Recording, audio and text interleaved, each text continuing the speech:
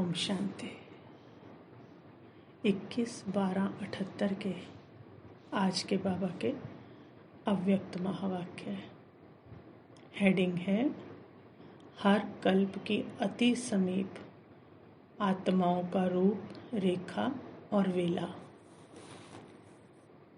बाबा कहते जो हर कल्प की अति समीप आत्माएं व पदम भाग्यशाली आत्माएं हैं, उनकी रूप रेखा और वेला क्या होती है ये जानते हो? ऐसी आत्माएं सेकंड में पहुंची और बाप की बनी।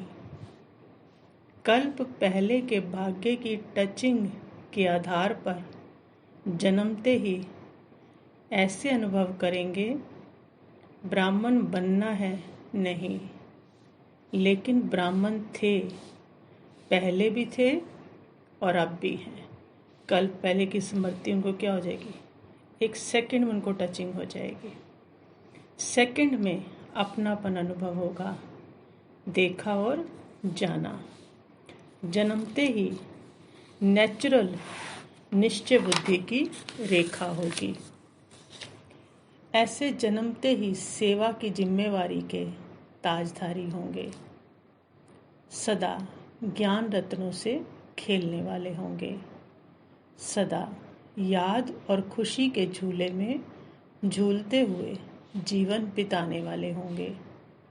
सदा हर कर्म में वरदान का हाथ अपने ऊपर अनुभव करेंगे।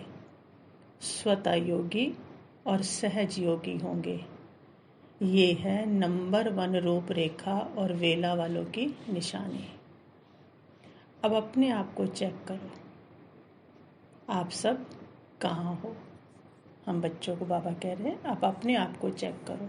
निशानियाँ बता दी बाबा ने नंबर 1 में आने वालों की।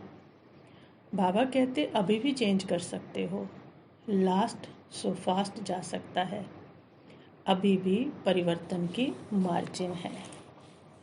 फिर बाबा कहते निज धाम और निज स्वरूप की स्मृति से उपराम स्थिति, निराकारी दुनिया और निराकारी रूप दोनों की स्मृति इस पुरानी दुनिया में रहते भी सदा न्यारा और प्यारा बना देती है। इस दुनिया के है ही नहीं, है ही निराकारी दुनिया के निवासी। यहाँ सिर्फ सेवा अर्थ अवतरित हुए हैं, और अवतार अवतरित होते ही किस लिए हैं? धर्म की स्थापना के लिए। तो स्वयं धर्मात्मा बन धर्म स्थापन करने के कार्य में सदा रहने वाले तो शक्ति अवतार हो ना। बाबा पूछते हमसे, शक्ति अवतार हो ना। एक सर्वशक्तिमान है, बाकी सब शक्तियां हैं उसकी। तो सब कौन हो गए? चाहे वो पांडव हो, बाबा कहते हैं वो भी कौन हो गए? वो भी शक्ति अवतार हैं। सिर्फ ये भी स्मृति रहे तो कितनी मीठी जीवन का अनुभव करेंगे कि हम सब कौन हैं? शक्ति अवतार हैं। अगर अपने को अवतार ना समझ गृहस्थी समझते हो तो गृहस्थी की गाड़ी कीचड़ में फंसी रहती। गृहस्थी है ही बोझ की स्थिति और अवतार बिल्कुल हल्का। वो फंसा हुआ है, वो बिल्कुल न्यारा है। फिर बाबा कहते अपने बच्चों से ऐसे सुख के दिन फिर कभी नहीं आने हैं। एक एक संगम का दिन अति प्रिय है।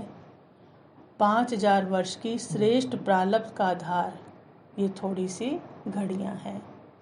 तो ऐसे अमूल्य घड़ियों को अमूल्य रीति से ही यूज़ करना चाहिए ना। साधारण रीति से व्यतीत करना अर्थात रतन की वैल्यू पत्थर के समान करना। बाबा कहते बच्चे अगर समय को व्यर्थ गवाते हैं तो रतन को पत्थर के समान यूज़ करते हैं।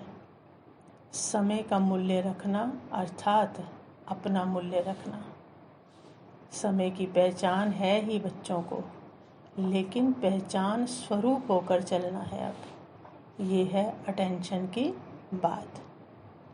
छोटी छोटी बातों में तो टाइम नहीं चला जाता। अब हाई जंप लगाओ, बाबा कहते अभी धीरे धीरे चलने का समय क्या हुआ? समाप्त हुआ। अब बचपन बीत चुका है, वानप्रस्थ तक पहुंच गए। अब ये नाज नखरे शोभते नहीं हैं। वानप्रस्थ में सिर्फ एक ही कार्य रह जाता है, बाप की याद और सेवा। सो तो भी याद और सेवा, इसी को कहा जाता है वानप्रस्थ। तो अभी तक भी अगर बचपन की बातें व बचपन के संस्कार रह गए हों तो उनको समाप्त करो। फिर बाबा कहते, सभी सदा अपने को ट्रस्टी समझकर चलते हो। ट्रस्टी अर्थात सदा हल्का, गृहस्थी अर्थात सदा बोझ वाला। गृहस्थी होंगे तो उतरती कला में जाएंगे और ट्रस्टी होंगे तो चढ़ती कला में जाएंगे। फिर कहते बाबा, सभी अंगद के समान अचल हो, माया के किसी भी प्रकार की हलचल में भी अचल। निश्चय का फाउंडेशन मजबूत ना होने के कारण ही हिलते हैं। अगर निश्चय हो कि कल्याणकारी समय है, हर बात में कल्याण है, तो फिर कितने भी तूफान क्यों ना आए, लेकिन हिला नहीं सकते। अब निश्चय के फाउंडेशन को तीव्र पुरुषार्थ का पानी देकर मजबूत करो, तो सदा अंगद के समान रहेंगे। अभी हिलने का समय गया, यदि अभी भी हिलते रहे तो लास्ट पेपर में भी हिल जाएंगे। संस्कार बन जाएगा ना हलचल में आने का। तो फिर जन्म जन्म के लिए बाबा कहते फेल हो जाएंगे। इसलिए समृद्धि के संस्कार मजबूत करो। सदा याद रखो कि ये अंगद का यादगार हमारा ही यादगार है। तो बाबा कहते शक्ति आ जाएगी।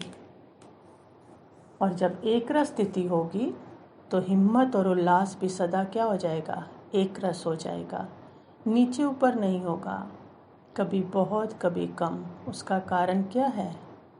सर्व प्राप्ति का अनुभव सदा सामने व समृद्धि में नहीं रहता। जो इतनी प्राप्तियां हुई हैं, बाबा कहते हैं वो हम क्या हो जाते हैं? भूल ही जाते हैं, विस्मृत हो जाते हैं। जब प्राप्ति अटल है तो हिम्मत और उल्लास भी क्या होना चाहिए? अचल होना चाहिए। अचल की बजाय कभी मन चंचल हो जाता है, वह स्थिति चंचलता में आ जाती है। तो ये चंचलता के संस्कार किस में होते हैं? आप तो विश्व में सबसे बुजुर्ग हो, अनुभवी हो, फिर चंचलता क्यों है? सदा बाप और प्राप्ति को सामने रखने से अचल अर्थात एक रस बन जाएंगे। सब विघ्न खत्म हो जाएंगे। जन्म से ही विजय का तिलक लगा हुआ है, सिर्फ वो मिट ना जाए, ये अटेंशन रखना है।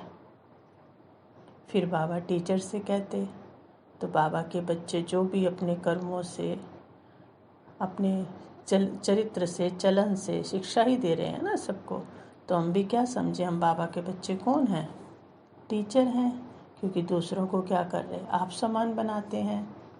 तो बाबा कहते टीचर तो बाप समान है ना, जैसे बाप शिक्षक है वैसे आप भी शिक्षक हो, तो समानता हो गई ना। तो समान बनने वाले को क्या कहा जाता है? फ्रेंड कहा जाता है। तो टीचर भी बाप दादा की फ्रेंड्स हैं। ये फ्रेंड्स का संबंध भी याद रहे तो सहजयोगी हो जाएंगे। फ्रेंड्स का नाता बहुत समीप का नाता है। फ्रेंड्स आपस में जितना स्पष्ट होते हैं उतना माँ बाप से भी नहीं होते। तो फ्रेंड्स का संबंध याद रहे तो तुम ही से खाऊं, तुम ही से बैठूं, तुम ही से खेलूं, ये अभ्यास सहज हो जाएगा। तो सभी फ्रेंड्स को मुबारक हो। फिर बाबा ने वरदान दिया, साक्षी स्थिति में स्थित हो, परिस्थितियों के खेल को देखने वाले संतोषी आत्मा भाव। बाबा कहते बच्चे कैसी भी हिलाने वाली परिस्थिति हो, लेकिन साक्षी स्थिति में स्थित हो जाओ तो अनुभव करेंगे जैसे पपट शो, कठपुतली का खेल होता है ना, वो चल रहा है, रियल नहीं है। अपनी शान में रहते हुए खेल को देखो। संगम युग का श्रेष्ठ शान है संतुष्ट बनी बनना व संतोषी होकर रहना।